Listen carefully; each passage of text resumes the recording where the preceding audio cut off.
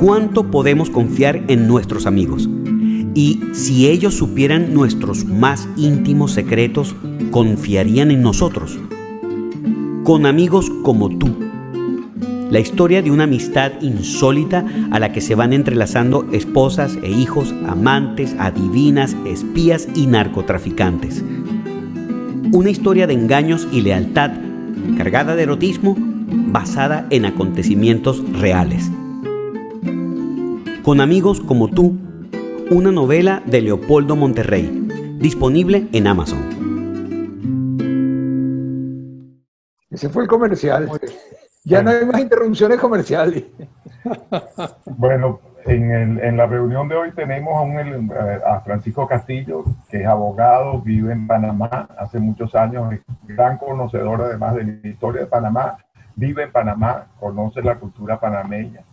Y bueno, y un poco también, como vamos a hablar hoy precisamente de los hechos históricos de la novela, en las últimas reuniones hablamos quizás de la parte más novelesca, valga la redundancia, de la novela, y hoy vamos a conversar sobre la historia que hay en la novela, en la cual de alguna manera están insertos los personajes.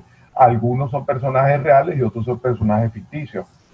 Entonces es muy importante en este caso pues que la presencia por un lado de Francisco como otro moderador de esta charla, y por otra parte sería bueno preguntarle a Leopoldo, bueno, la primera pregunta es ¿por qué Panamá? Y cómo te fuiste tú poniendo en contacto con esa cultura panameña, ¿verdad? Para entrar después en los hechos propiamente. Leopoldo, ¿por qué no nos cuentas eso? ¿Por qué Panamá? Bueno, ese punto lo hemos tocado en las dos conversaciones anteriores y yo no he profundizado porque no era el tema, pero reconozco que este es el momento de hablar por qué Panamá.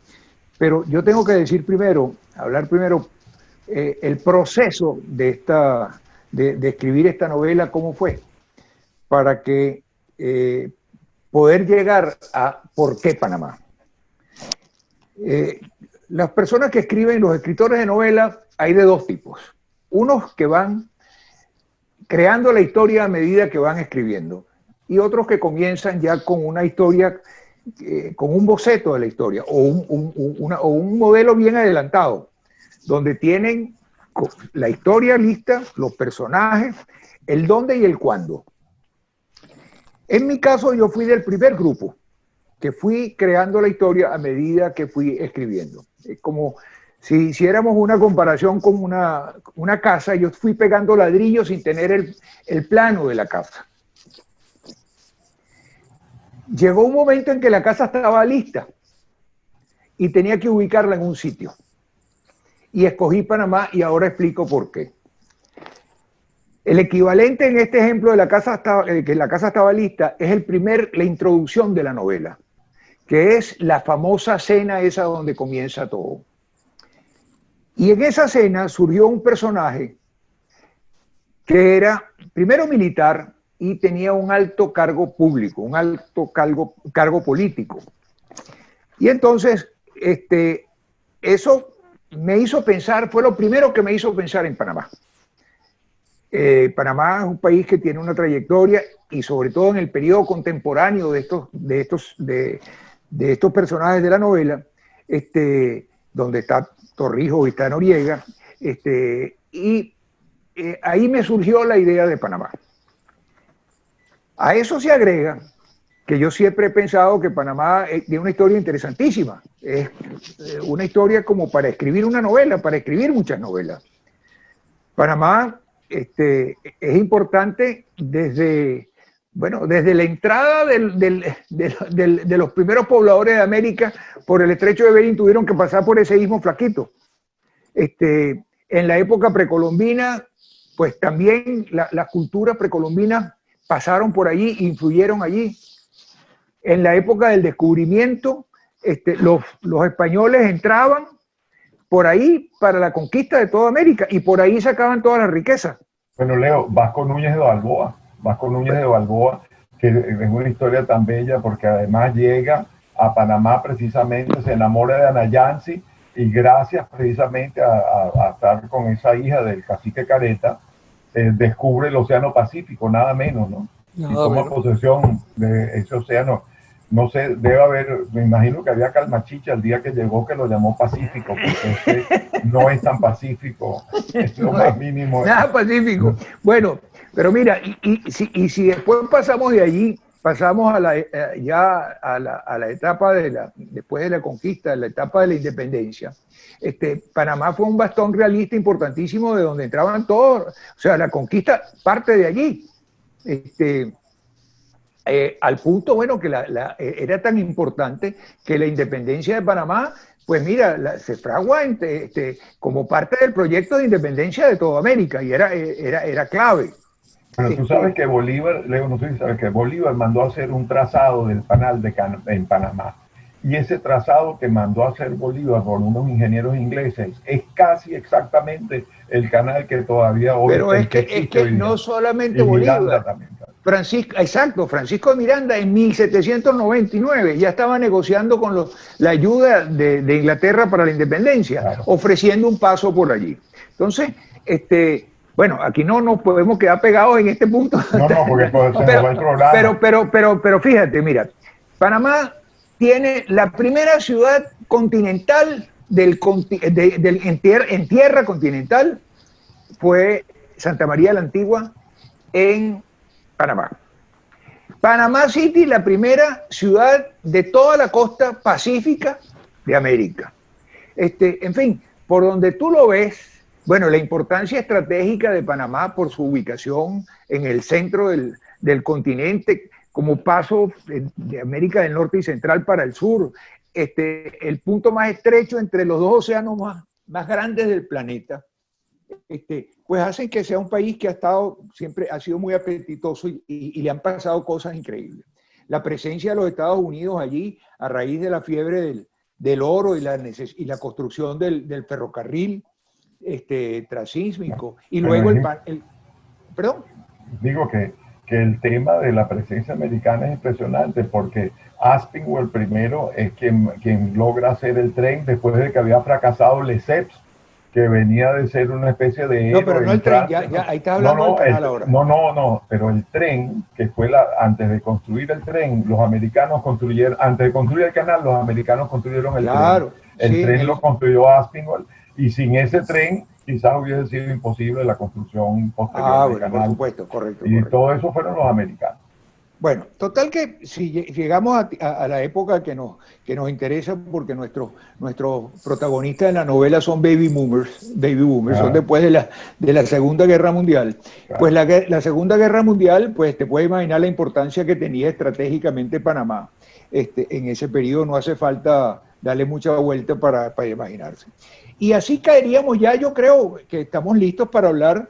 Bueno, eso fue lo que me llevó a mí a escoger Panamá. Además que a mí siempre me encantó Panamá. Me pareció, yo iba por trabajo en una época, en los años 70, y siempre me gustó. Aunque iba de trabajo, me encantó. Una vez fui a contadora y yo siempre fui un amante de Panamá. Entonces todo eso me hizo escoger Panamá. Entonces, si te parece, Nico, vamos a ver un poco los hechos históricos. Buenísimo. ¿Y tú qué dices, Francisco? Mira, a partir del año 47, ¿no? 48 nace el negro. 48 nace el personaje de tu novela. En el año 48, donde el negro nace, que nace en Colón, es un año muy difícil en Panamá. Ya se habían ido no solamente los americanos, sino los dólares de los americanos. Claro, había mucha bonanza, paradójicamente, durante la guerra que estaban, había, no sé, 60,000, y cuántos hombres de tropa había durante Yo creo la que guerra, 30,000. Cuidando el canal. Sí. Bueno, esa gente se fueron los dólares. El mundo entero estaba parado porque los países estaban arreglando internamente, el comercio estaba detenido, y entonces, bueno, en Colón, por ejemplo, en todo Panamá no había empleo, los salarios cayeron, había una situación muy difícil, y el barrio donde nace el negro ahí en Colón era una zona muy deprimida. Él nace en un ranchito allí, pero terrible, en unas condiciones muy difíciles. Además, políticamente el clima era muy particular. justo en diciembre del 47 se aprobó una nueva constitución y en esa década en que está de los primeros años del negro, bueno, hay una cantidad de gobiernos que se suceden, que no terminan nunca, elecciones fraudulentas, una situación verdaderamente difícil, ¿no? Inclusive, Leo, entiendo que los americanos que hicieron después de la guerra una especie de que no sé si fue realmente un tratado o fue casi algo muy unilateral del control, digamos, de todas las áreas adyacentes al canal, etcétera, que generó algunos problemas a partir del año 48, 47, en esos años que estaban haciendo el personaje de tu novela, ¿no? Sí, y bueno, los Estados Unidos no estaban tranquilos porque la utilidad durante la guerra era importantísima, pero ellos seguían teniendo el control del canal y la operación del canal. Entonces, ellos reclamaban una serie de presencia y reclamaban el derecho a mantener las bases.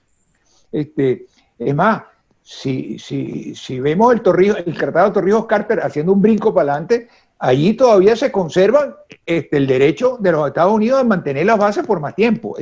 Y eso generaba un clima muy complicado. Entonces, la situación política que decía que la gente, los gobernantes no tenían tiempo de ocuparse de los problemas de los habitantes, de resolver los problemas económicos, no habían recursos, habían muchas razones para enfrentamientos entre la población, los que estaban de acuerdo con lo que estaba conviniéndose con los Estados Unidos y los que estaban en desacuerdo. Y eso generó quizás el primer hito histórico que sale en la novela, que tiene un nombre impactante, la Marcha del Hambre y la Desesperación, porque es una marcha que parte de Colón, cruza 82 kilómetros hasta la capital, y el negro, que era un muchachito que estaba en Colón y que un muchachito de la calle, se une a esa marcha, y es lo que lleva al negro por primera vez a la capital. Él llega victorioso porque cuando llega esa marcha a la capital, pues todos los estudiantes allá, era una marcha de campesinos, estudiantes, obreros, y cuando llega allá a Panamá, pues lo vitorean. Y entonces él, bueno, se siente con su cajita de limpiabotas victoriado, con más derecho que nadie para estar allí y merecerse esos aplausos. No voy a entrar en detalles en cómo llega los representantes de los voceros de la Mancha a entrar a la Asamblea Nacional, pero llega un momento en que entra un bululú de gente y entra el negro y se siente en un curul con su cajita de limpiabota en las piernas y yo creo, me atrevería a decir, que ahí le nace la semillita y la ambición de poder. Con su cajita de limpiabota le empieza a dar la vuelta a la cabeza, digo yo. Él se queda un año allí y después regresa a Colón.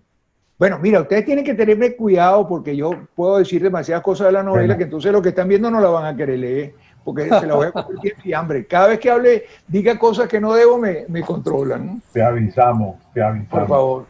Sí. Mira, Leo, hubo otro hecho muy importante que fue un drama histórico también que lo tratas en la novela, que fue precisamente un tema con las banderas, que hubo una crisis gravísima y creo que tiene un nombre también muy importante. El Día de los Mártires. Se llamaba, exactamente, el Día de los Mártires. Que hubo un tema con una bandera en un colegio, creo que era. Así es. No sé si eso era dentro de la zona del canal o en las afueras. No, dentro de la zona del canal, había una reja ahí, una cerca allí que la llamaban la muro de Berlín. Porque tratas ese tema en tu novela, aparece, ese es otro hecho histórico también, que de alguna manera tus personajes están envueltos en la trama de tus personajes, los lleva también a estar envueltos en esa circunstancia, que también es histórica. Claro, es que ese es un hecho importantísimo en la vida del personaje principal, porque él no estudió primaria en ninguna parte. Él era un muchacho muy inteligente, brillante, como tú lo decías en la conversación anterior, que aprendió por sus propios medios y gracias a una profesora de matemáticas que tú mencionaste y te gustó mucho como personaje. Y él se valió de esos desastres, ese caos estudiantil que hubo a raíz de estos incidentes que se produjeron a propósito de la bandera. El incidente era muy sencillo, porque habían decretado el gobernador de ahí de la zona del canal que cada vez que se izara en un colegio la bandera de los Estados Unidos había que izar la de Panamá. Y en un colegio no hicieron caso. Entonces los estudiantes se alzaron, pasaron los estudiantes de la ciudad para allá y se armó un zaperoco, hubo plomo, hasta la Asamblea Nacional llegaron los Marines. Y se armó un zaperoco porque hubo muertos, etc.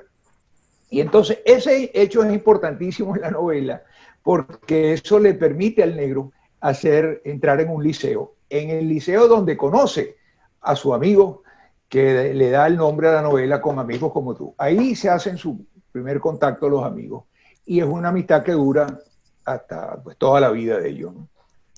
Mira, Leo, si me permites hacer una pequeña digregación. Primero una advertencia porque habíamos quedado que le íbamos a hacer y no se hizo, que vamos a hablar de estos hechos históricos, los vamos a comentar, pero nosotros no somos historiadores. Por favor, bien buena esa aclaratoria. Eso es muy importante aclarar. Nosotros somos simplemente aficionados, amantes de Panamá y de la historia que hemos conocido, pero no somos historiadores. O sea que estamos hablando un poco, pues, como quien dice, como amateurs, o como cualquier persona que pueda haber leído sobre la historia de Panamá.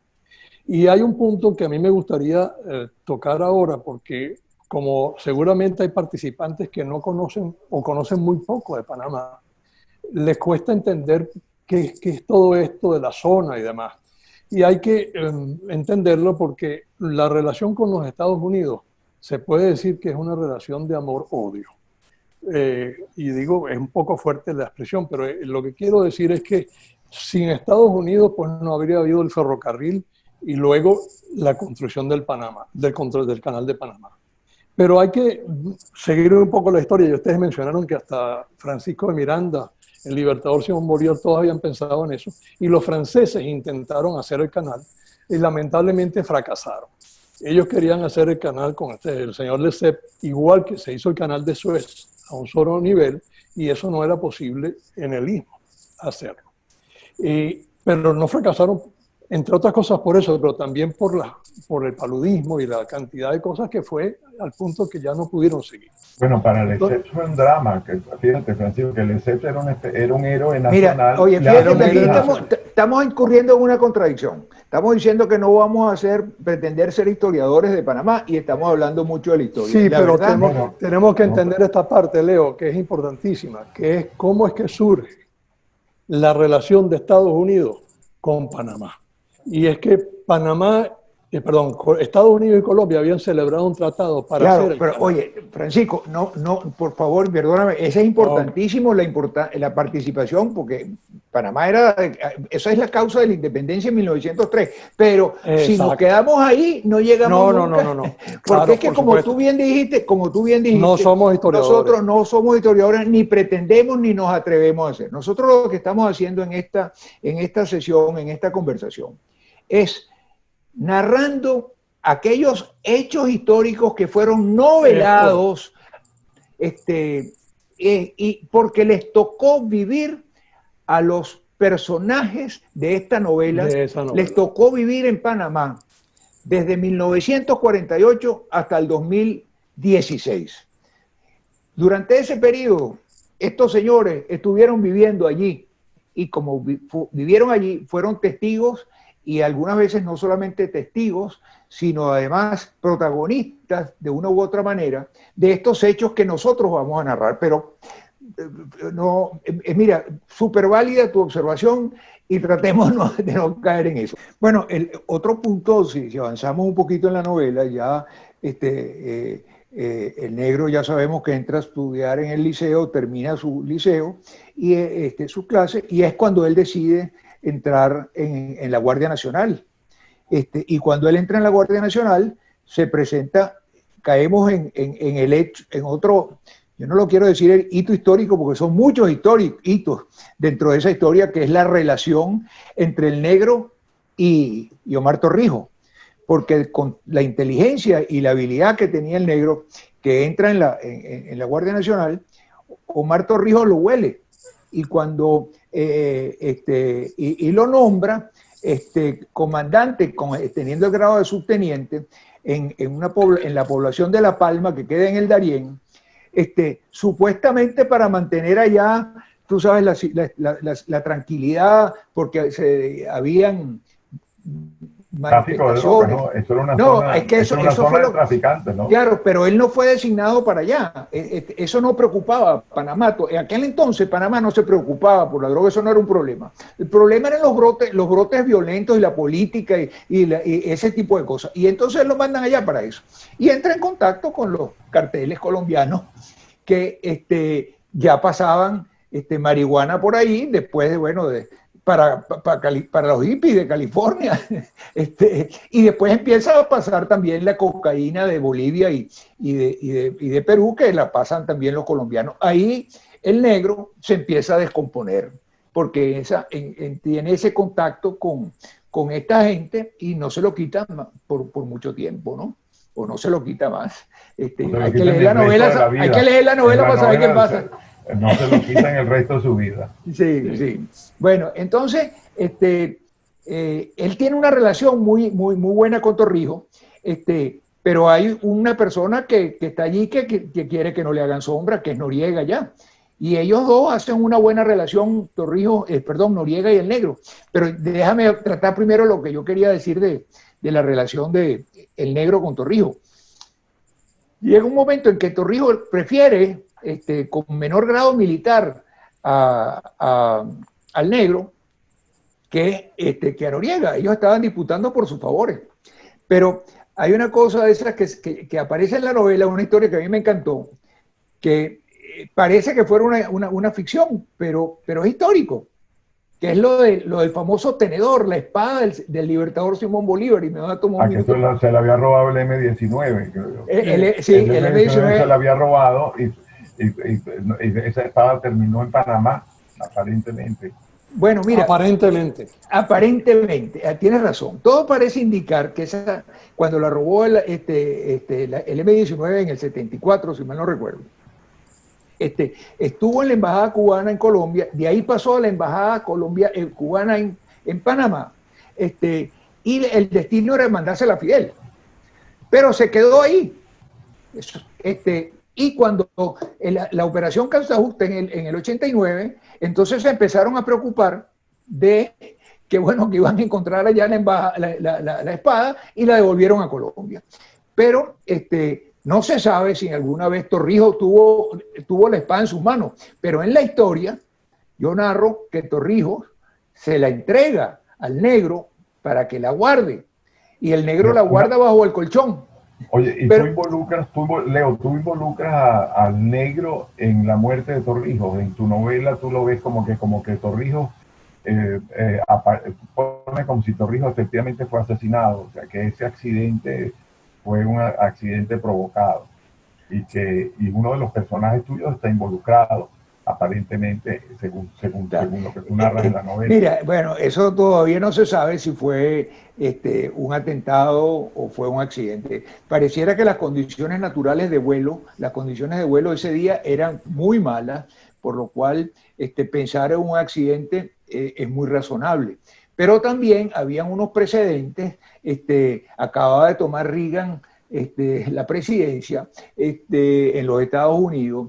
En Ecuador un accidente muy parecido también, precisamente. Exactamente. Como el presidente de Ecuador también fue muy raro ese accidente, ¿no? Sí, entonces, mira, a mí me pareció más novelesco, que se prestaba más a la novela, dentro de las dos interpretaciones que no están claras, escoger la del atentado.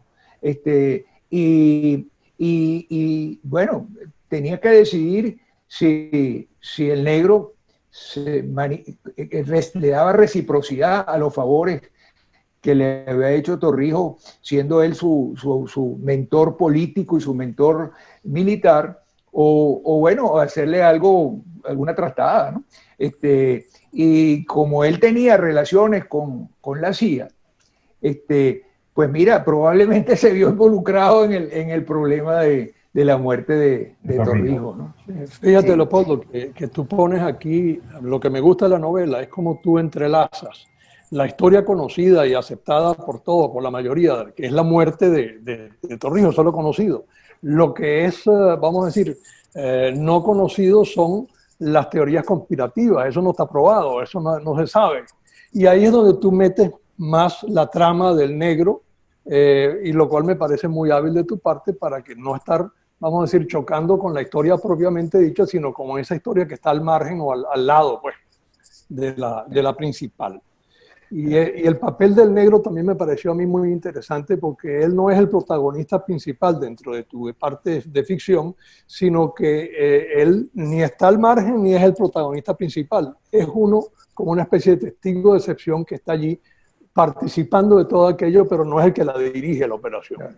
Y lo mismo pasa con Noriega, que tú también lo manejas en esa forma muy hábil, respetas los hechos, vamos a decir, conocidos de lo que fue Noriega y su presidencia, y el negro está, vamos a decir, ahí al lado, tienen en común que tienen un sitio donde, digamos, hace sus encuentros amorosos, pero más nada, ¿no? Claro.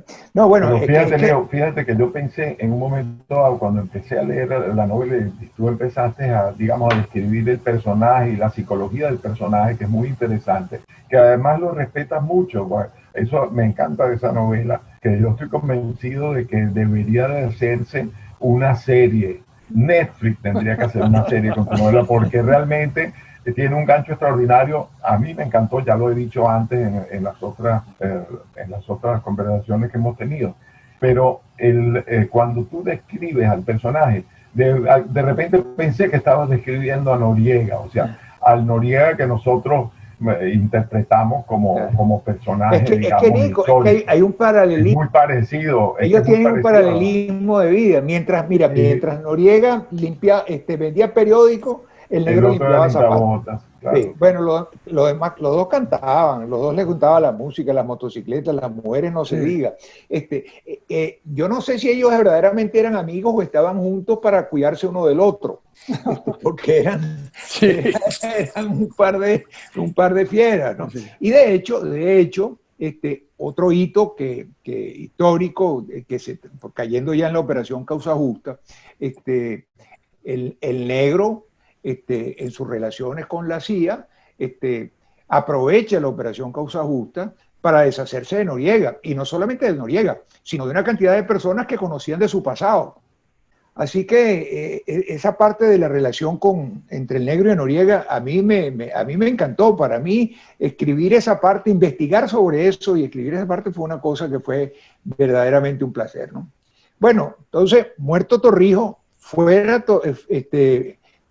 Noriega de la circulación, ya ajusticiado en los Estados Unidos, paga su condena ya, de ahí lo mandan a Francia y regresa, Noriega regresa a Panamá siendo el negro presidente, y la hija de Noriega trataba de conseguir, bueno, la ayuda del que había sido compañero de armas de su papá, y el negro pues nunca respondió a esos pedimentos para un indulto o alguna medida para ayudar a Noriega. Pero bueno. Bueno, ahí viene la pregunta con amigos como tú, ¿no? Porque en ese momento, de alguna manera, se ve también ese retrato psicológico que hace del personaje, de los dos personajes fundamentales, ¿no? De la novela. Y claro, cuando el amigo cae en desgracia y está preso, tampoco es mucho, tampoco lo que pudo haber hecho más. Claro, no hizo nada. No hizo nada. No hizo nada. Mucho más. Pero no confundamos, es muy válido tu punto, pero que los que no han leído la novela, que no piensen que no le vamos a decir el final. No, ni tampoco que los amigos como tú no son el negro y Noriega. Son un personaje que, oye, hemos hecho mal en no mencionar al otro, al que tú llamas al Quijote, a Sancho Panza, ¿no? Al Quijote. Al Quijote. Claro, al amigo bueno del negro, que ha estado presente en todo esto, porque desde el liceo, todo el tiempo, en todos estos acontecimientos militares, en todas estas cosas, lo que pasa es que no conocía a su íntimo amigo y no sabía de lo que se trataba. Eran amigos, pero unos amigos que por eso en la novela se habla, o en la sinopsis de la novela se habla de que es una amistad insólita. Oye, y Una una amistad pregunta, ¿los nombres que tienen tus personajes tienen algo que ver con Panamá? Los nombres de tus personajes son muy particulares, ¿no? Sí. Bueno, hay uno que tiene mucho que ver con Panamá, pero es uno que tú no te imaginas, que no es de los protagonistas. Cuando el negro llega a la presidencia, designa canciller a una señora que se llama Isabel de Bueno, porque la presidencia del negro se solapa con la de Martinelli y con la de Juan Carlos Varela. Y ya después, cuando yo estaba escribiendo la novela, ya Isabel de Malo, Isabel Sainz Malo era la vicepresidente. Entonces de ahí saqué el nombre para la canciller del negro, que no tienen nada que ver como personaje como persona de la vida real personaje. Aunque la Isabel de Bueno era la estrella del gabinete del negro. Fue una ministra de Relaciones Exteriores extraordinaria. Y entiendo que Isabel Sainz de Malo también hizo una gestión, por lo menos acompañó a Juan Carlos Varela en todo su gobierno. No quiero hablar de política, si no quería trasladar de historia, pretender de política nada, no lo quiero ni tocar porque no me corresponde, ¿no? Pero bueno, el negro, después de esto, que él ya ha dejado, él sale del ejército, y empieza su carrera política, es viceministro de Relaciones Exteriores de Mireya Moscoso, la primera mujer gobernante de Panamá, ¿verdad? Luego viene Martín Torrijos, hijo del que era su protector, y lo nombra ministro de Relaciones Exteriores. Y él ha sido haciendo una carrera política. Ese nombre, él sale de allá. Los otros no, a mí me encanta escribir nombres, porque yo lo escribía en mis cuentos, yo muchas veces escribía el cuento por el nombre del personaje. Esa era la única inspiración. A mí me gustaba un nombre, y decía, ese nombre, yo le voy a acomodar un personaje, ese nombre, y voy a hacer un cuento de él. Entonces, a mí me encanta la cuestión de los cuentos. Y todos los nombres son inventados, pero hay algunos en la novela que no son inventados y no tienen nada que ver con Panamá. Por ejemplo, un personaje que a ti te encantó y que mencionaste en la segunda entrevista, el personaje de Cassandra.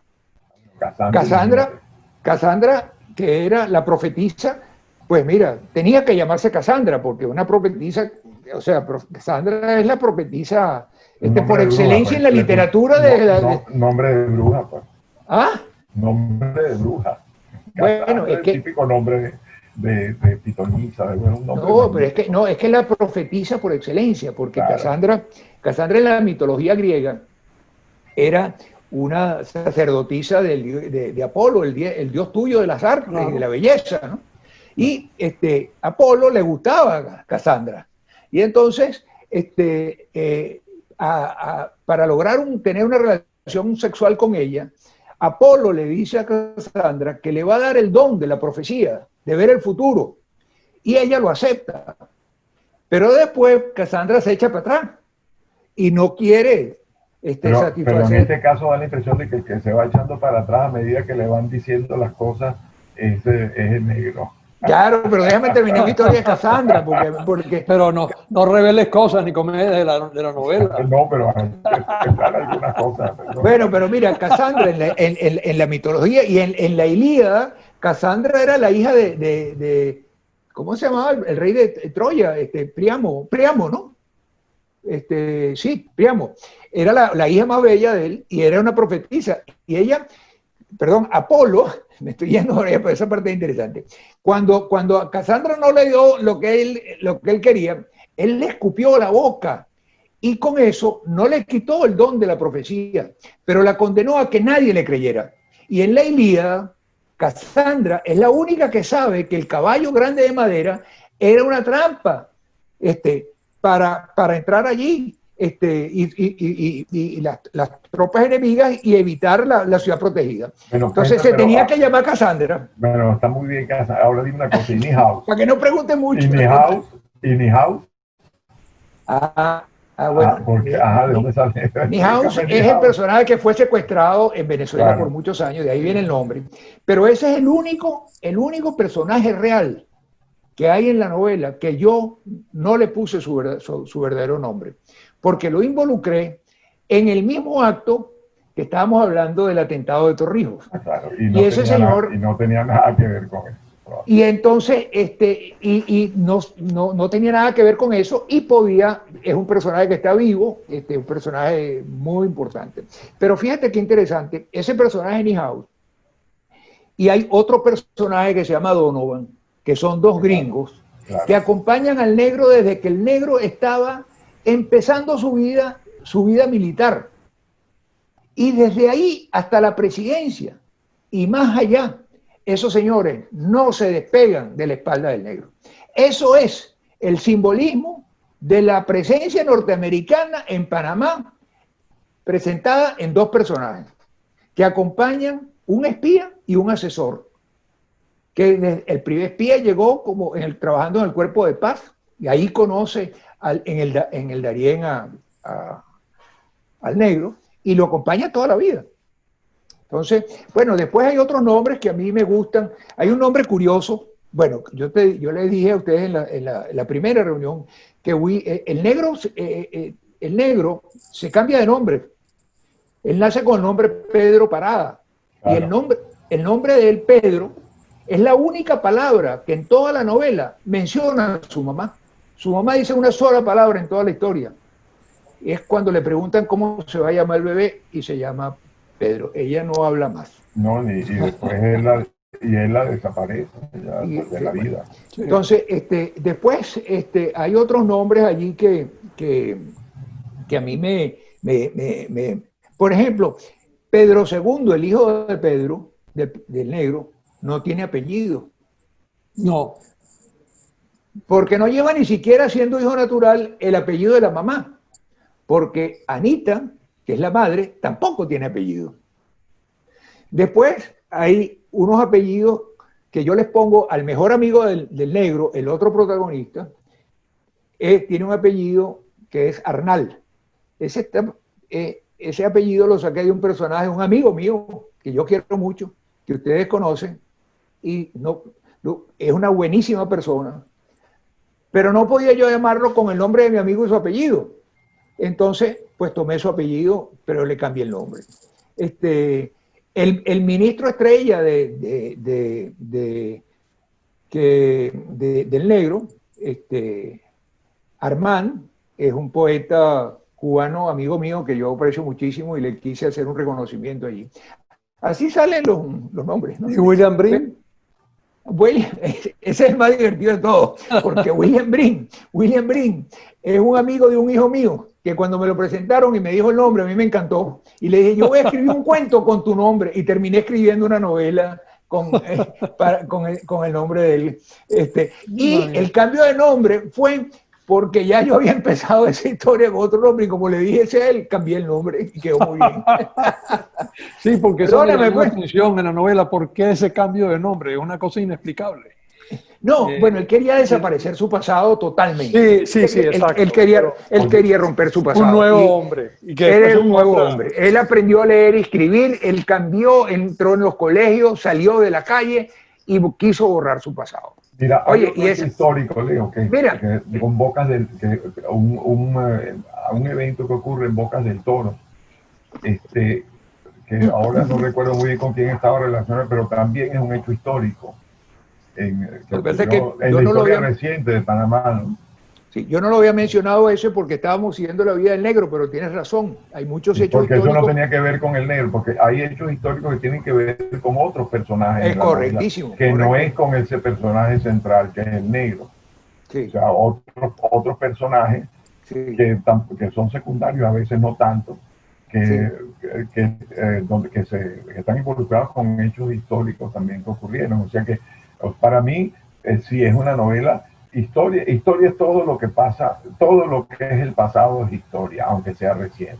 Entonces, Pero te voy a decir, insisto, es una novela histórica, digamos, como una especie de historia fabulada. no estoy Más seguro. Después, o lo contrario, yo te propongo, o Kiko, una fábula No, eso al histórica, final. o al revés, mira, una yo te fábula propongo histórica. que hablemos cuando allá, una vez que terminemos de hablar de los hechos históricos, contestemos esa pregunta. Y me gustaría oír la opinión de Francisco, porque tú y yo discrepamos en eso en la última ¿Qué reunión. piensa Francisco? No, todavía no, pero no lo remates. todavía no. Todavía vamos no. a terminar los Pero hechos mira, históricos que los está el hecho relatando histórico Leo. que tú acabas de mencionar, que es un hecho histórico que ocurre en Bocas del Toro, fue unas manifestaciones que hubo en Panamá, perdón, como consecuencia de una ley que se llamó la Ley Chorizo. La llamaron, no sé si Francisco como abogado se enteró de eso, pero una ley que la llamaron Chorizo porque modificó prácticamente toda la legislación vigente que había. Modificó unas 3 o 4 códigos y leyes de todo tipo, pero era una ley que tenía que ver con la aviación, pero tenía un impacto ambiental. Entonces surgieron una cantidad de problemas ahí, de enfrentamientos, y en ese enfrentamiento muere un personaje muy importante de la novela, y hay una discrepancia, una discusión de si fue muerto por una bala de la policía o una pedrada de los manifestantes. Pero muy bueno que tú, Nicomedes, parece mentira que te hubieras leído la novela en tan poco tiempo y hubieras captado tantas cosas y tantas Es que la novela cosas. me gustó, sí, la novela me gustó de verdad, y pienso que eso, como lo he dicho muchas veces, tiene muchos ganchos, tiene contenido histórico, tiene contenido psicológico muy importante. Los personajes tienen, la psicología de los personajes es extraordinaria, están tratados con cariño y con afecto todos los personajes, o sea, no los juzgas, eso me parece muy interesante. Cada personaje es un personaje que son muy reales los personajes, o sea, son seres que tú te puedes identificar. Este es un ser que existe, son seres vivos. O sea, no son caricaturas de los personajes, porque cuando hay personajes históricos y que están relacionados con cosas de la política, uno se encuentra muchas veces con unas caricaturas de los personajes. Por ejemplo, los dictadores latinoamericanos, no, todos son una caricatura y todos son más o menos iguales. ¿Ves? Entonces, bueno, no es así, pues. O sea, la vida, los personajes tienen que ser auténticos, verdaderos. Tú sabes que yo no sé cómo vamos de tiempo, porque yo me emociono y puedo quedarme aquí mucho rato, pero a mí me gustaría también, pero no sé si hemos terminado. A ti, Francisco, ¿se te ocurre algún hecho histórico que estamos dejando fuera? Bueno, sí, yo te comentaba que una de las cosas que me gusta pues, de la novela, cómo tú vas también en paralelo, en el caso de la Cumbre de las Américas. La Cumbre de las Américas la tocas en la novela y yo digo que van en paralelo porque va el desarrollo de la cumbre y tú vas explicando un poco las distintas cosas que iban sucediendo y la importancia que tenía, porque venía el presidente Obama y era la primera vez que venía Cuba a incorporarse a una Cumbre de las Américas. Pero yo digo que iba en paralelo con la historia de ficción principal, que es la historia del negro. Y el negro, mientras se está desarrollando la cumbre, él está en sus propias angustias. Sí, está en la candela. Candela. Entonces tú vas viendo las dos cosas como quien dice en paralelo. Que eso me gustó mucho porque ahí no se entrelazan, sino simplemente que van una al lado de la otra, ¿no? Y hablando de la cumbre, yo quería comentarles una anécdota un poco cómica que surge alrededor de la cumbre, que tú no lo comentas, por supuesto, porque fue muy poco cubierto por ninguna prensa, que es que cuando asistió también a la cumbre Nicolás Maduro, y cuando Nicolás Maduro iba a salir del Hotel Sheraton, que queda al lado del centro de convenciones, él lo está esperando la prensa afuera y muchos opositores, a pesar de las medidas de seguridad, hay muchos opositores afuera esperándolo. Y cuando sale y se monta en el vehículo, resulta que no era Nicolás Maduro, era un doble de Nicolás Maduro, imagínate. un hombre muy parecido a él. y Nicolás Maduro había salido por una salida lateral del hotel. Y por supuesto eso fue motivo de muchas burlas en las redes sociales, porque tú sabes, todo el mundo pues comentando la cuestión de que había salido el doble de Maduro, y entonces hablaban del doble de Maduro. Bueno, pero el negro sí estuvo con Maduro. Oye, y acuérdate que cuando el negro, lo que pasa es que cuando el negro fue a recibir a muchos de los presidentes, jugó fútbol con Evo Morales. Es verdad, sí. Sí, pero con el negro, bueno, y en esa visita de Maduro pasa un acontecimiento muy importante, que es uno de los compañeros que vienen en la misión con Maduro, que no puede, eso sí no lo quiero mencionar, porque es muy importante, por favor no lo mencionemos. Pero lo que sí quiero mencionar es que cuando llegó Maduro, en lugar de ir al salón de conferencia donde tenía que ir o al hotel, fue directo al barrio El Chorrillo.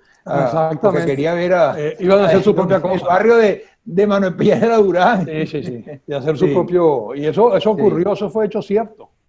Sí. Eso fue cierto. Sí. No. Es que bueno, mira, hay muchos hechos históricos que están. Mira, o sea, la novela está tejida de alguna manera, hay un urdimbre de hechos históricos en medio de la ficción, pues, y de los personajes de ficción, y en medio de la ficción, que también es una ficción que tiene mucho que ver con la historia de todos los países latinoamericanos. No es nada más Panamá.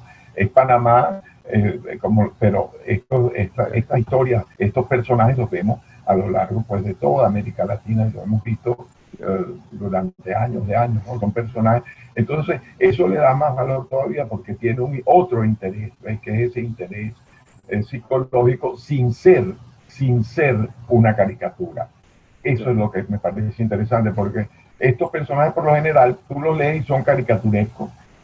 Inclusive los historiadores, aunque no seamos historiadores nosotros, me perdonan los historiadores, pero algunos historiadores serios, cuando te hablan de personajes importantes como Bolívar, de pronto te das cuenta que están hablando de una caricatura, ¿tú ves?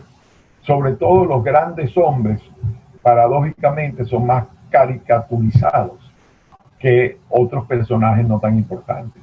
Pero los importantes, caramba, es que el mármol es el mármol, entonces estos personajes de mármol terminan siendo caricaturas de mármol, ¿no? Pero caricaturas. Y tus personajes me gustan porque son personajes de verdad. Mira, yo hice un gran esfuerzo por... Aunque sean malos, ¿no? Pero son malos y buenos. Yo hice un gran esfuerzo a lo largo de la novela de respetar la historia verdadera, pues. O sea, como tú decías anteriormente, que hay un paralelismo, y decía Francisco, una cosa es la historia de verdad, y los protagonistas de repente los personajes se meten en eso, intervienen por supuesto, todo lo que ellos hacen es ficción, pero cuando se meten, lo que está pasando es lo más real posible. Inclusive, mira, hay un diálogo cuando nace el negro, volviendo para atrás, y hay unas viejitas que acuden a ver el niñito que acaba de nacer, y entonces empiezan a hablar de que una le dice a la otra, dice, bueno, pero mira, aquí en este barrio, primero dijeron que esto iban a rellenarlo, y no han rellenado nada. Después dijeron que, bueno, que aquí iban a construir la zona libre, y no han rellenado nada. Entonces la otra le dice, no, pero mira, sí lo van a rellenar. Cuando nació el negro, al poco tiempo de esa conversación, es cuando, históricamente, si tú ves la fecha, cuando se decretó en el año 48, la creación de la zona libre de Colón. O sea, yo hice un esfuerzo enorme para que Mira, el amigo del negro, de la juventud, que era otro limpiabota, era Ismael Laguna, el boxeador, que fue el que enseñó al negro a pelear en la calle, a defenderse. Claro. Y el negro asiste a la pelea del negro de Laguna contra, caramba, ¿cómo que se llama? El que ganó el título mundial. Le ganó el título mundial. Entre nosotros y en Venezuela no, pero hablando, porque ahora que lo hemos mencionado tanto, no te van a acusar porque que el personaje se llama El Negro, no te van a decir que es una novela racista, porque aquí en Venezuela y en Sudamérica todos tenemos coño, todos tenemos un negro. Mira, tú sabes que yo eso me lo planteé después que terminé la novela, pero cuando yo la escribí, yo traté de pensar como panameño muchas veces, pero no puedo evitar pensar como venezolano, pues. Y en mi país, yo nací diciéndole negro a los catires. A ti que eres rubio o azul, la gente dice, para mi negro. A mí me decía Musiu. A ti te decía Musiu, pero también... Es una forma que también es una forma de racismo. No, hombre, pero en Venezuela el tratamiento de no, mi negro, no, ¿qué va, negro? Eso se lo dice pero es interesante, ¿no? Es interesante plantearlo porque bueno, es mira, pero un sobrenombre tan cariñoso que lo usamos con tanta gente en nuestro país. Pero mira, es que Panamá es un país que tiene una mezcla de razas igual que nosotros. Muy parecida a la nuestra. Muy parecida a la nuestra, lo mismo. Fíjate que de Panamá, una cosa muy bonita que yo leí, que decía que era centroamericano geográficamente, suramericano políticamente y caribeño por la cultura. Cultural y étnica sí, y porque bueno, hay que ver la cantidad de personas que vinieron de las Antillas a trabajar en esas grandes obras del ferrocarril, del tal, y desde antes, desde la época de la conquista, traían personas de África a trabajar en los campos, o sea, así somos todos, pues. Oye, Francisco, una preguntita, ¿qué otro tema histórico? Mira, otro tema que tocaste, sí, Nico, un tema que tocó Leo en la novela, que me parece que lo tocó muy hábilmente, es el tema de los Panama Papers. Importantísimo. Lo toca indirectamente porque él incluye transacciones con la firma Mossack Fonseca. Y la firma Mossack Fonseca está precisamente, vamos a decir, en el epicentro de lo que se ha conocido como los Panama Papers. Esta historia realmente de los Panama Papers es muy injusta con Panamá. Y la decisión de los periodistas de investigación de denominar esto como los Panama Papers ha sido muy criticada aquí en Panamá. Entre otras razones, porque la filtración se trató de esta firma Mossack Fonseca, pero que incluyó los documentos que salieron a luz pública son de muchas otras jurisdicciones, porque ellos tenían oficinas en muchas partes del mundo. Y sobre todo países de la OSD, que es la Organización para la Cooperación y Desarrollo Económico, que actualmente persiguen la evasión fiscal, pues están allí también metidos en algunos de los países donde está la firma, o estuvo la firma Mossack Fonseca, y de donde salieron los documentos que se filtraron.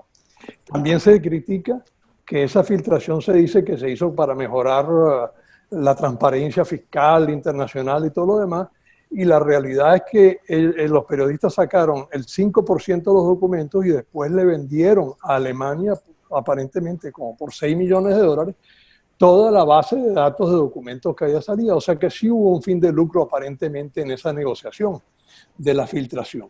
Pero lo bueno de la novela, y volviendo a la novela, es que aquí Leopoldo no hace un juicio sobre los Panama Papers, ni tampoco sobre la firma Mossack Fonseca, simplemente es una firma más que maneja algunos asuntos dentro de la novela. Y por cierto mencionan también a Ramón Fonseca, que es uno de los socios principales de Mossack Fonseca, y él es un escritor también. Ramón Fonseca ha escrito varias novelas y es un excelente cuentista, por cierto. Sí, muy buenos los cuentos de Ramón Fonseca. Mira, yo acabo de ver aquí la hora, que son las 7:06, tenemos una hora, vamos a cumplir pronto una hora hablando, y yo no quería dejar de decir algo que es muy importante, ¿no? Antes de que digamos si es histórico o no. Pero yo quería decir que yo nunca estuve en Panamá para hacer la novela. Y todo lo que yo puse allí es producto de una investigación remota. Fue un trabajo que me costó muchísimo, pero disfruté muchísimo, porque así como dije al principio de esta entrevista, que yo escogí Panamá porque siempre me interesó y me pareció un gran país. Tenía muy buenos amigos, cuando yo trabajé en el BID, tenía buenos amigos panameños que estaban en el BID, y otros amigos panameños. Yo le tengo cariño a ese país sin haber vivido allá. Entonces, pero debo decir que lo que más trabajo me costó, y que creo yo que es tanto o más importante para la ambientación de la novela en cualquier sitio, no son ni los hechos históricos, ni siquiera los hitos geográficos, que también me costó mucho trabajo, porque sin ir allá, pues tuve que estudiar la geografía por internet, pero lo que más me costó fue los aspectos culturales, porque todo eso es importantísimo para ambientar la novela. Por ejemplo, acabamos de hablar de boxeo. Pero bueno, es que los deportes nacionales, ahora entiendo que el fútbol también, pero en aquella época, en la época del negro, era el boxeo y el béisbol. Y entonces los dos amigos se conocen en el equipo de béisbol del colegio. Tenía que ser ahí. Pero fíjate lo que son las cosas de la ambientación y de la adaptación a los personajes. Las Águilas es el equipo de la capital. El negro no podía ser de las Águilas. No puede ser, tiene que ser Herrero, de Herrera, de los Toros de Herrera, porque es la provincia. Si yo pongo al revés eso a la hora de escribir la novela, cualquier persona de Panamá va a decir que no. Entonces, es como que entre el Magallanes y el Caracas en Venezuela, los fans del Caracas tienen un perfil, son los caraqueños y la gente de más recursos, y los Magallanes son los populares, como Chávez, que terminó de perder la cosa que era famosa. Bueno, mi mujer es magallanera, te cuento. Ah, bueno, yo también. Sí, bueno, lamentablemente. Yo también soy magallanero, porque todos mis amigos están de Caracas. Pero fíjate que es lamentable, también eres magallanero. Claro, entonces mira, si para ambientar la novela en Panamá, tuve que aprender sobre los deportes de allá, tuve que aprender sobre la música. Oye, y descubrí una música maravillosa, que no la cité ahí, y que se la recomiendo que la gente cuando vaya para Panamá, que yo quiero ir, quiero pedirle a Francisco cuando yo vaya, que me lleve a oír décimas. Oye, las décimas existen en toda Latinoamérica. Eso viene del siglo de oro de España, son las décimas de Spinella, Spinella, que son unos versos con una rima muy particular. Se llaman décimas. En Margarita. En Margarita hay, claro. Muchísimo. Pero bueno, muchísimo. Pero es que es una cosa, y las de Panamá, Nicomedes, son muy, muy interesantes, porque comienzan con una guitarra española que tú juras que vas a oír música andaluza.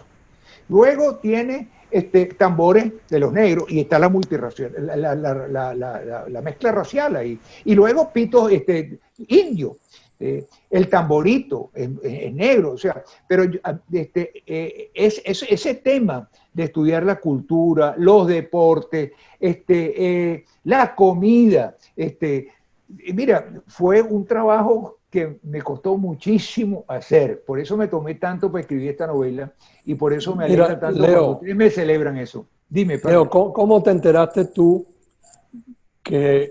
cuál es el Día de la Madre que se celebra en Panamá? ¿Cómo fue que te enteraste de eso? Bueno, no, mira. Hablando de la cultura y de todo lo que... Te voy a explicar cómo fue eso. La madre del negro tenía que aparecer, o sea, la ausencia de madre del negro tenía que aparecer de alguna manera en la vida del negro. Y esa aparición se produce en los días de la madre, y en la Navidad, porque en la Navidad es una fiesta familiar, y él no tuvo Navidad nunca, ni tuvo Día de la Madre. Entonces, yo iba a poner el Día de la Madre en mayo, como en todas partes del mundo, y la Navidad en diciembre.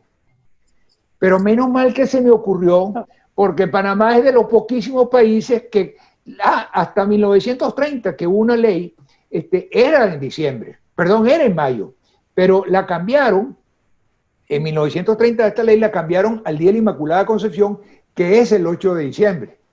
Sí. Por cierto, cuando lo cambiaron, mucha gente decía que bueno, porque iba a relacionarse el Día de la Madre, que es un día laico también, con la Virgen, y entonces, bueno, pero pasó, y cambiaron, y entonces en Panamá es el día de la Madre ahí. Pero es que era eso, como yo no conocía el país, yo estaba tan obligado, Francisco, a revisar cualquier afirmación, a chequearla, no una vez y con una fuente, sino por muchas fuentes, porque imagínate tú esa torta que yo hubiera puesto, porque uno puede Poniéndolo en ficcionar, pero tú no puedes ficcionar el absurdo. Pues. Claro. Entonces, Fíjate, eso qué buena esa pregunta. me lleva a otra cosa que me asombró también, porque primero me asombró la capacidad que tienes, pues, de presentar y ambientar la novela en Panamá, tanto en espacio como en tiempo, ¿no? Con la parte de los eventos históricos. Pero hubo una cosa que me pasó a mí leyendo la novela que me sorprendió. Porque tú empiezas a describir que ellos van, una de las parejas, creo que era el hijo del negro, Willy, con la novia, que era la hermana de Carla, que iban a ir a donde estaba la cabaña que ellos tenían de playa y que le dicen que vayan a Playa Blanca. Y yo me voy mentalmente, me empiezo a recorrer hacia la Playa Blanca. Pero de pronto ellos, no me acuerdo por qué incidente, pues se dan cuenta o llaman y le dicen, ¿dónde están ustedes? Bueno, estamos llegando ya aquí a Decamerón y ya está enseguida Playa Blanca. Y dicen, no, pero si ustedes se fueron para otro lado. ¿Cómo que para otro lado? Y era Playa Blanca del Atlántico. Y cuando yo veo eso, yo digo, Dios mío, yo estaba siempre todo el tiempo pensando que Playa Blanca, de donde tenían la cabaña, era allá cerca de Decamerón, que es hacia el oeste de Panamá, claro, por el Pacífico. Mientras que la cabaña que tú mencionas está precisamente en Playa Blanca del Atlántico. Eso me sorprendió mucho porque yo mismo me confundí cuando leí la novela. Bueno, y te voy a contar algo. Tú sabes que como la novela se desarrolla en 70 años y en 70 años cambian mucho las cosas. Yo puse Playa Blanca, pero como ellos iban con frecuencia y empezaron a ir en los años 60 y fueron hasta los años 2000, las distancias, tú comprenderás que yo podía decir ahora que a lo mejor fueron en una hora y media de Ciudad de Panamá allá, pero en los años 60 eran 3 o 4 horas, quién sabe cuánto. Entonces yo empecé a ver cómo podía yo averiguar en el transcurso del tiempo de los 50 años que estuvieron, cuánto tiempo hacían en los distintos viajes. Y entonces empecé a llamar a gente de Panamá para ver cuánto tiempo se hacía hasta Playa Blanca, y entonces nadie conocía, ni siquiera panameños, me decían Playa Blanca, no, Leo, tú estás equivocado. Sí. Eso es en el Pacífico. Le digo, no vale, es que hay algunas que están hay una Playa Blanca que está en el Atlántico, ¿no? Sí, ¿verdad? Sí, bueno, eso yo la tuve que buscar, porque yo he estado aquí, pero no me recordaba que se llamaba Playa Blanca porque no es famosa. La famosa es la otra porque es un resort. Claro. Pero fíjate que les cambié la foto de background ahí para que vean el canal, el puente sobre el canal. Oye, porque precioso. Lo que tú estás diciendo, este es el último puente que se ha hecho, este es el que está del lado de Colón, cerquita de Colón. Y cuando tú ves esa maravilla de puente te impresiona, es una belleza. Pero la densidad de población que hay alrededor de esa zona no justifica un puente hoy en día de esa magnitud. Pero está hecho con visión de futuro. Obviamente todo eso eso va a significar un desarrollo grandísimo. Apártate un poquito para que lo podamos ver mejor. Un ladito. Bueno, yo creo que me quito así completo. Una belleza de puente. Es una belleza de puente porque la verdad es que, y ahí dice canal... Puente Atlántico, Canal de Panamá, sí. Canal de Panamá. Mira, oye, realmente espectacular. Francisco, ponme la foto del Palacio de las Garzas, por favor, que me la pusiste y no pudimos. Bueno. Sí, yo la puse un ratico porque... Sí, pero es que estábamos embebidos. Oye, mira, para los que no han leído la novela, este es el Palacio Presidencial y ahí transcurre una buena parte de la novela, porque el negro no solamente ejercía la presidencia de ahí, sino que él vivía y uno de esos balcones que se ve allá arriba era su residencia. Y él se asomaba mucho allí. Cuando yo fui a Panamá, después de haber terminado la novela, lo único que pude ver, porque inclusive traté de ver algunas cosas que yo había descrito del Panamá antiguo, pero eso era hace 60 años, ya no existen. Pero logré entrar al Palacio de las Garzas, pero no pude entrar al balcón que me hubiera encantado, que era el balcón donde el negro se asomaba y donde tendía sus conversaciones privadas de teléfono con Mijaos, etcétera.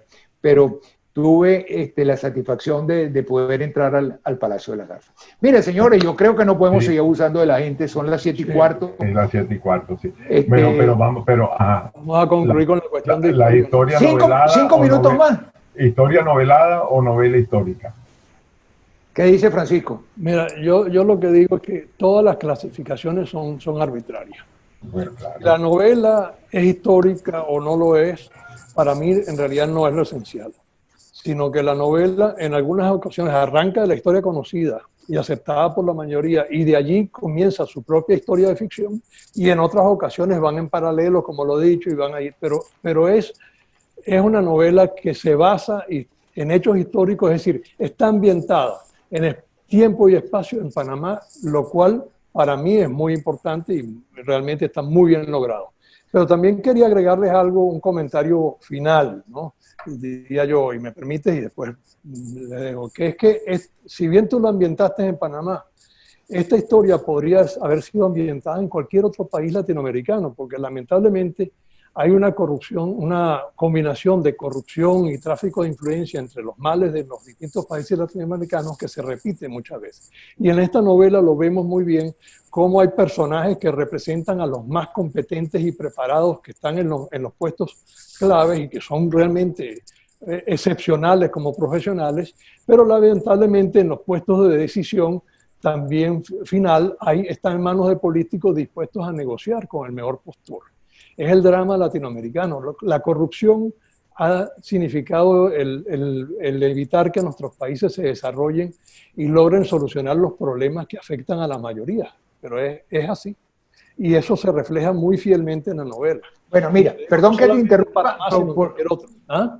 Mira, porque yo sí quiero tomar el tema de si la novela es histórica o no. Y yo quiero mantener mi punto de que la novela no es histórica. Y fíjate, tú acabas de decir basada en hechos históricos. Ni siquiera en eso estoy de acuerdo, Francisco. Y voy a explicar por qué. Quizás tengo una deformación jurídica de algo que tú vas a conocer, que es el principio de la intencionalidad, del principio de interpretación de las leyes. A lo mejor Nicomé no está familiarizado con eso, aunque Nicomé sabe de todo, ¿no? Pero cuando una ley no está muy clara, y suele pasar así porque las leyes están hechas por humanos, y no se puede entender y hay diferencia de cuál es el criterio, se acude a una cosa que es tratar de ver cuál fue la intención del legislador que hizo esa ley. Y entonces se aplica esa presunta intención para interpretar qué es lo que quiso decir la ley.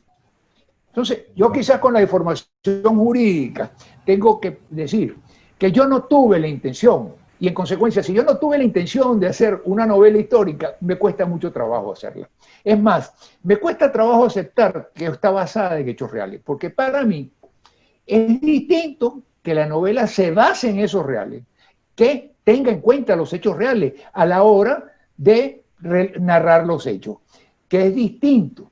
Porque si yo hubiera dicho, mira, yo voy a hacer una historia de Panamá, me voy a basar en la historia de Panamá para acomodar mis personajes, para crear unos personajes que intervienen en esa historia, eso es una cosa. Pero no fue así. Mis personajes hicieron su vida en Panamá, se adaptaron a la realidad de Panamá. Y yo, como consecuencia, lo único que hice fue narrarla. Yo le quería decir una cosa a ustedes dos, que han sido dos lectores que a mí me ha impresionado la velocidad y la profundidad y la atención y el nivel de detalle que ustedes han captado en esta novela. Y hay una cosa que me ha sorprendido que ustedes no me han comentado, que son los tiempos de la novela. Y es algo que a mí me da una gran satisfacción.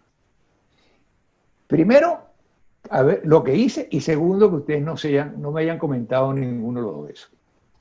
Fíjate lo siguiente, esta novela empieza por un capítulo, que es la escena que ocurre en la mitad de la novela. La novela tiene 560 páginas, 560 entre 2, 280.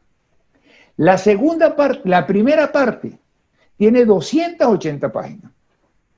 Y la segunda parte tiene 280 páginas. La primera parte narra 67 años. Y la segunda parte, en las mismas 280 páginas, narra un año. Todos los tiempos de la primera parte se miden en años y meses. y los tiempos de la segunda parte en semanas y días. Ahí le queda eso, pues. Muy bien. Gracias por Pero Leo, Muchas gracias a ustedes por la extraordinaria invitación. novela. Muchas gracias, a ti, Nicomé, Leo. Francisco, Gracias a muchas ti, gracias. Leo. Gracias, Francisco, qué bueno verte, por lo Igualmente, menos. Nicomé, Por lo un menos placer. nos vemos en esta reunión que teníamos tanto tiempo sin vernos. Gracias, Leo. No, vale. Bueno, Y No, bueno, gracias a ustedes, gracias por el apoyo que me han dado espero que tú puedas para leer presentar y los difundir mi mensajes que te han novela. dado. Leopoldo, tienes cantidad de mensajes allí que has recibido en el chat, que los puedes leer tu ya. novela, estoy seguro que va a ser un gran éxito y más seguro todavía que cuando lo hagan en una serie que la vamos a ver en Netflix va a ser un éxito más grande todavía. Oye, Dios quiera, Bueno, Palmer, Dios quiera, Dios quiera. Lo vamos a hacer un viaje a Panamá a celebrarlo. Ok, Me por parece. favor, vamos a disfrutarlo aquí Ok, bueno, y reunirnos en persona. Tú Gracias. eres el escritor de carne y hueso y con tu intencionalidad, ¿no? Como dice.